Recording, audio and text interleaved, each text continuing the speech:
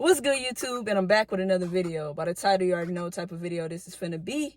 We're finna get straight into this video. If you're new to the channel, don't forget to like, comment, and subscribe. Turn that post notifications on so you can be notified when I post. My name is Maya, and these are biblical talks. These are literally you going through some of my hardest times in my life, and the Lord allowing me to share it to you guys. So, yeah.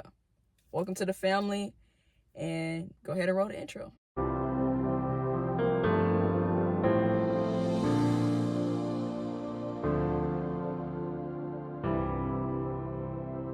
So yeah, we're in John 6. This is where Jesus feeds the 5,000. We're going to be going through verses 5 through 9. When Jesus looked up, he saw a great crowd coming towards him. He said to Philip, "Where shall we buy bread for these people to eat?" He asked this only to test him, for he already had in mind what he was going to do. Philip answered him, "It will take more than half a year's wages to buy enough bread for each one of them to have a bite." Another one of the disciples, Andrew, Simon Peter's brother, spoke up. "Here is a boy with 5 small barley loaves and 2 small fish, but how far will this go amongst many?" Let me give you a little story time, right? So at the top of the year, a little bit in January, started in December, the Lord called me into ministry, but I wasn't confident in the simple fact that the Lord was calling me to it. I put a maybe. I put maybe leadership. Fast forward to February, one of the people at our church asked me if I wanted to teach Sunday school for the teens. And I said, yeah. I was like, yeah, cool, you know. It's like, yeah, the Lord was calling me into ministry. But I felt like I wasn't worthy. I felt like I didn't have enough to offer. I felt like I wasn't qualified. After that happened, I understood that the Lord is a God of order, and that he wasn't going to push me into something until he qualified me for it. Yes, I didn't feel qualified, but he doesn't call the qualified. He qualifies the called. So when he was qualifying me, he was literally teaching me. This is when we went through the teachers training at church. We went through the foundations building classes at church also. And through this entire time, when I tell you, this was one of the most, me just getting ringed out and all these things just happening to me. 2 months ago, August, when I got baptized, and then I taught for the first time in September.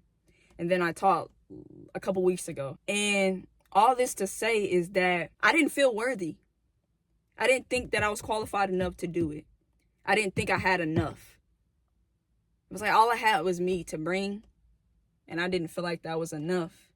First couple verses, right? It says, when Jesus looked up and saw the crowd coming towards him, he said to Philip, "Where shall we buy bread for these people to eat?" He asked this only to test him, for he already had in mind what he was going to do. So when Jesus asked Philip this question, I always think this is just the greatest thing in the world, is when Jesus asks questions, because it's never about him. It's always about the other person. Because when he asked it, Jesus already knew the answer to the question. So my question always is, okay, then why did he ask him? Or why did he ask her? Right? So come to find out that when Jesus asked Philip this question, this was literally him checking to see what he had learned. Him checking to see what he was leaning on. So when we had tests growing up in school, we had the lessons, and then we had the quizzes, and then we had the tests. All that's to say is that God is a God of order. So this was after Jesus had did miracles and he had calmed the storm, you know, and it was basically seeing what he had retained from all of that.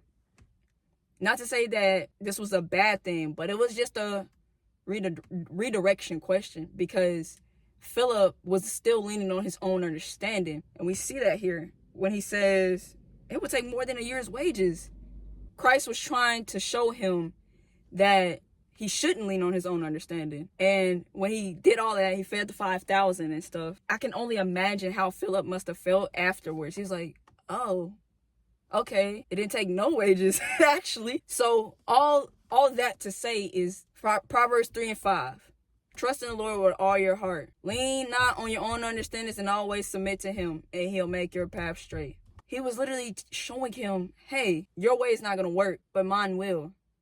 Hey, your circumstances may look like this, but if you come to me and you see it how I see it, you'll see what I'm trying to show you. Verse 8, when Andrew, I believe Andrew walked up in the midst of this conversation because Jesus was talking to Philip. It says, another one of his disciples, Andrew, Simon Peter's brother, spoke up here. Here's a boy with 2 fish and 5 loaves of bread, right? So he went out his way to go get the boy, knowing it wasn't enough. He still asked, he said, how far will they go amongst many though? And it was like, okay, I brought you this. I know it's not enough, but it's something. And that right there, it's something. Christ is trying to show us that, yeah, it may not be enough, but bring it anyways. Because first of all, he'll multiply it. Second of all, it's something that he can work with. Christ wants to work with us. Jesus really didn't need them at all whatsoever. He could have did all of that by himself. He wanted partnership with us. That's the whole reason why he created us, is because he wanted to do life with us. If he didn't want to do life with us, then he didn't have to create us at all. If you don't think what you have is enough, cool. Bring it to him anyways. Because he wants to partner with you, because he loves you, because he died on the cross for you. And that blood, that right there, that made it enough.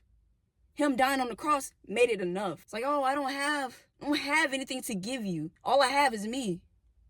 Give it to him. Well, all I have is two fish and 5 loaves. Give it to him. Watch him multiply it. He can make the impossible possible, but you have to allow him to do it. Go to your Father. Go to Jesus. He wants you. He wants a relationship with you. A relationship is 2 ways. But I can imagine this like this. Okay, hey, Andrew, thank you for bringing me the 2 fish and the 5 loaves. But don't worry about the rest. I got that. You did your part. Now let me do mine.